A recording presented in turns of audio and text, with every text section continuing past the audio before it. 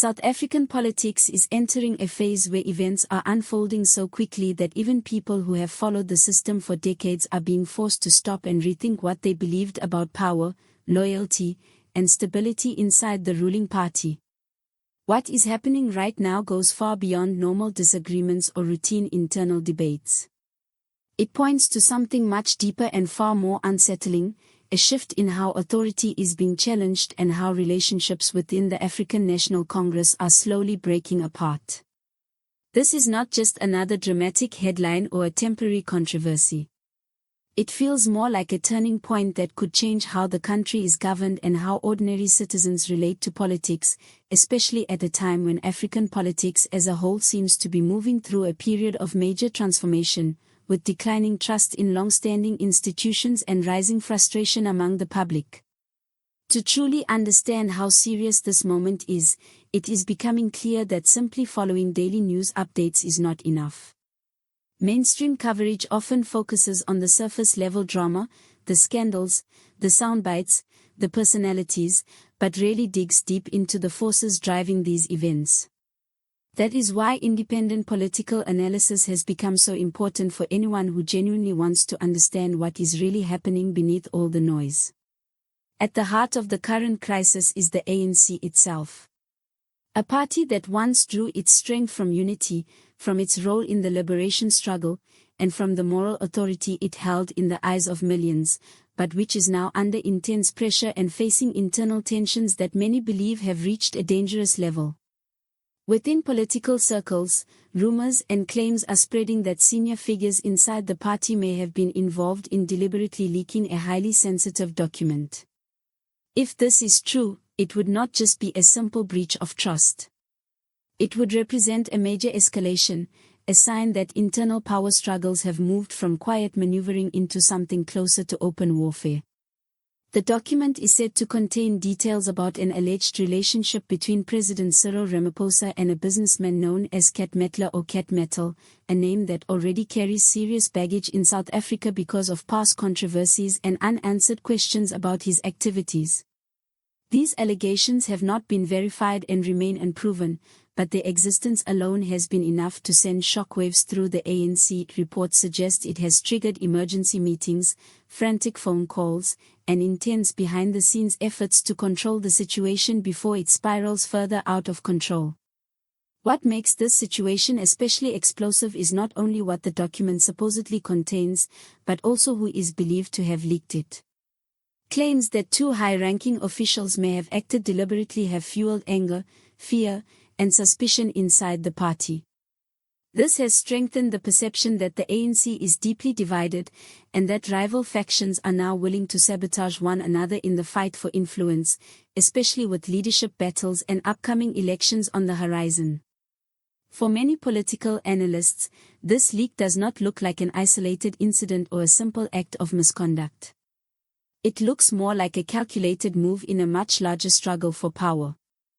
A struggle that exposes just how fragile the ANC's unity has become after years of internal conflict, ideological confusion, and unresolved corruption scandals.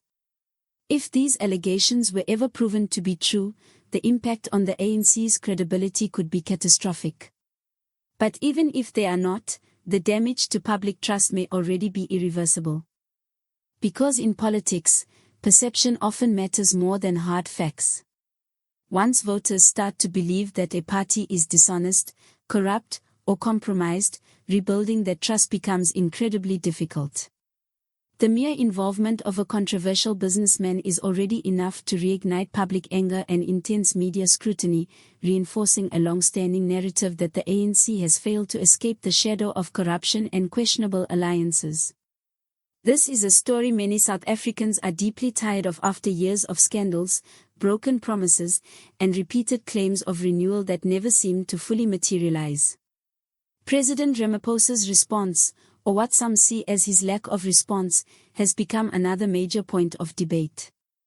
Supporters argue that his silence reflects caution and a responsible decision to wait for verified information before making public statements. Critics, however, interpret that same silence as a sign of indecision, weakness, or even possible complicity, insisting that a leader who truly controls his party should be able to confront a crisis like this head-on and with clarity. This uncertainty has only intensified anxiety within the ANC, especially among regional leaders, alliance partners, and trade union figures who are now openly demanding transparency and decisive action. Their fear is that prolonged silence and confusion will further damage the party's image, alienate voters, and weaken its prospects in future elections. What troubles many observers most is what this entire episode reveals about the ANC as an organization. The alleged use of confidential documents as political weapons suggests a collapse of internal trust so severe that members no longer believe disputes can be resolved internally or that the collective interests of the party deserve protection. For decades, ideological differences and factional rivalries were held together by a shared history and a common purpose rooted in the struggle against apartheid. That sense of unity once acted as a powerful glue. But now it appears to be dissolving, replaced by a growing willingness to sacrifice unity for personal ambition or factional advantage. This kind of internal warfare does not stay confined within party structures. It inevitably spills over into the functioning of government itself. Decision-making slows down, policy implementation becomes weaker, and an atmosphere of uncertainty spreads across state institutions. When leaders are constantly watching their backs and questioning one another's motives, governance suffers. The public begins to see a ruling party that struggles to manage its own internal conflicts, raising serious doubts about its ability to deal with the far more complex challenges facing the country. The implications extend beyond politics into the economic sphere as well. Investor confidence, market stability, and the international reputation of South Africa's institutions are all highly sensitive to signs of political instability. Global observers are closely watching these developments, looking for clues about whether the country might be heading into another prolonged period of uncertainty that could affect growth, employment, and long-term development. Opposition parties have wasted no time in exploiting the controversy, arguing that it proves the ANC can no longer be trusted to govern effectively. While these claims are clearly driven by political strategy, they still resonate with a growing number of citizens who feel disillusioned, frustrated, and increasingly skeptical of those in power. For President Ramaphosa personally, this crisis stands as one of the most serious tests of his entire career. It threatens not only his authority within the party, but also the legacy he will leave behind. How he handles this moment may ultimately define how history remembers his leadership, whether as a figure who restored stability and trust, or as one who presided over a period of deepening division and decline. Even if future investigations were to clear President Ramaphosa's name or discredit the leaked document, the sense of betrayal, division, and mistrust exposed by this episode will not simply vanish.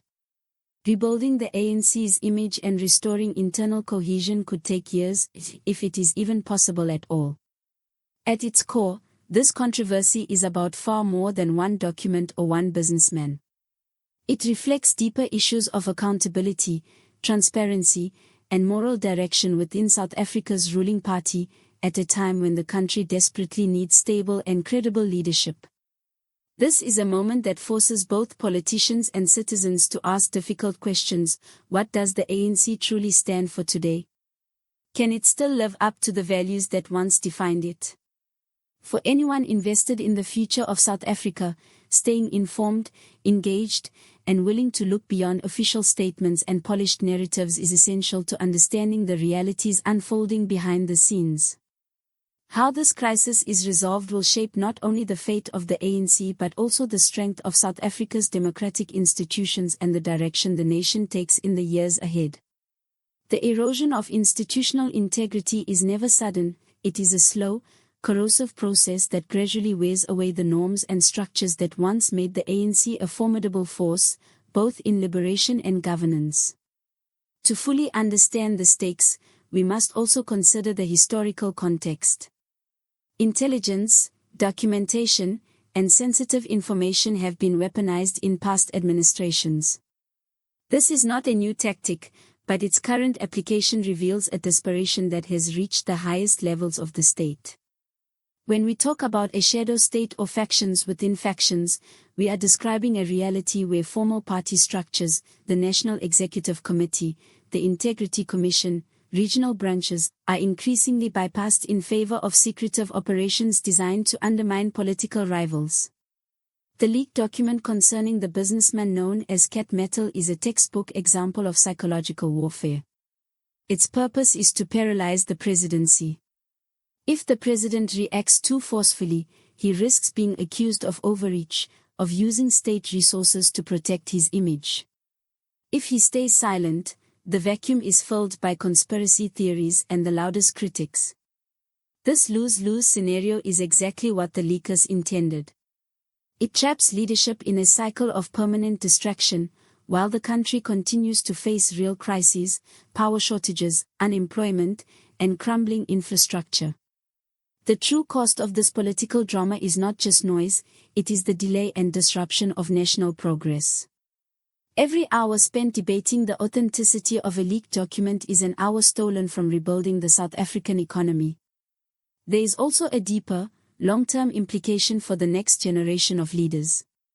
If the current standard of political engagement becomes the weaponization of secrets, the undermining of colleagues, and the prioritization of factional gain over public service, then the future of South African democracy is being built on a foundation of quicksand. The youth of this country are watching. They see a liberation movement that once fought in the trenches for freedom now entangled in boardrooms, billionaire connections, and backroom sabotage. That disillusionment, more than any scandal, may be the greatest threat to the ANC's longevity. The role of the businessman, Cat Metal, in this unfolding drama is more than just a character in a scandal, it has become a powerful symbol of the captured narrative that has haunted South Africa for over a decade. Whether or not the relationship described in the leaked document is accurate, the psychological impact on the public is rooted in historical trauma. Citizens have long been conditioned to expect the worst when politics and private interests collide. That's why, in many ways, verifying the document becomes almost secondary. The very suggestion of a compromised presidency is enough to trigger defensive reactions in the markets and deepen public cynicism. We are witnessing the disappearance of the benefit of the doubt. In a healthy democracy, leaders are typically given the opportunity to clarify, to correct misunderstandings, and to restore trust. But in a climate of hyperpolarization, chronic corruption, and factional warfare, that space no longer exists. Every allegation is treated as fact by those who want change, and every defense is dismissed as a lie by those who feel betrayed by past promises. This collapse of a shared reality is perhaps the most dangerous consequence of the entire episode. When citizens and institutions can no longer agree on what counts as evidence, or when evidence itself is filtered through factional loyalty, the very concept of justice is put at risk. The judiciary and state investigative bodies are now walking through a minefield. Any inquiry into the leak will be dissected not for its thoroughness, but for its perceived political alignment. If findings favor the president, opposition factions will cry foul and declare the state captured. If findings are damaging, supporters will claim the investigation was sabotage from within. This creates a cycle of paralysis, a recursive loop of suspicion that prevents closure and erodes confidence in governance. Even the international community is taking notice. For years, South Africa has been seen as a continental beacon of constitutional hope, a place where the rule of law could withstand the ambitions of individuals. But repeated scandals like this expose systemic fragility. Investors are not only worried about corruption, they fear the unpredictability that comes with internal party warfare. They fear a government so preoccupied with survival that it neglects to govern. The volatility of the rand often reflects the temperature inside Latuli House. A leak like this is not just political, it is a direct assault on economic stability, an act of economic sabotage dressed as a political maneuver. What is needed now is a higher standard of accountability, not just from the president, but from the anonymous actors hiding behind the guise of whistleblowing to settle personal scores. True whistleblowing serves the public interest and aims to correct wrongdoing. Political leaking, by contrast, serves power and seeks destruction. This distinction is vital. As the next electoral cycle approaches, it is likely that both the frequency and intensity of these revelations will only increase, and the stakes for South Africa's political, economic, and social stability could not be higher. It is the seasonal rain of South African politics, a predictable storm that leaves behind a trail of mud. But this time, the mud might not wash away. The stains on the reputation of the party's top leadership are starting to feel permanent. Moving forward will require more than a new communication strategy or a carefully crafted press release. The ANC needs a fundamental reset of its internal culture. It needs to rediscover the idea of the collective over the individual. Yet as long as the rewards for factionalism continue to outweigh the rewards for unity, sabotage will persist. The leak of the cat metal document is not the conclusion of the story. It is merely the prologue to a much longer, far more difficult chapter in the history of the South African Republic. It is a chapter that demands a public that is more discerning than ever before, one willing to look past sensational headlines, to separate theatrics from substance, and to insist that leaders prioritize national stability over the survival of their personal or factional power. Ultimately, the resilience of South Africa's democracy will not be measured by the scandals themselves, but by the strength of the response to them. If state institutions can maintain their independence, if the media can stay rigorous without becoming a pawn in factional battles, and if citizens can remain engaged without falling into apathy, then there is a path through this crisis. But that path is narrow, treacherous, and filled with risk. The breakdown of authority we are witnessing is a warning. It signals that the old ways of doing politics, the reliance on historical prestige and the good man theory of leadership, are no longer enough. We are entering a new era, one that demands institutions stronger than the individuals who occupy them. The drama unfolding within the ANC acts as a mirror for the nation, reflecting both our deepest fears about corruption and our most urgent hopes for leadership that puts the people first. As we follow the fallout from these allegations, it is crucial not to be distracted by the names or the faces involved, but to focus on the precedent being set. When leaks become the primary tool of political engagement, the truth becomes the primary victim. And without truth, there is no foundation for a stable future. South Africa stands at a crossroads. The direction we take will depend on whether we allow ourselves to be consumed by the noise of internal power struggles or demand a return to the principles of accountability and integrity that once made this nation a symbol of hope for the world.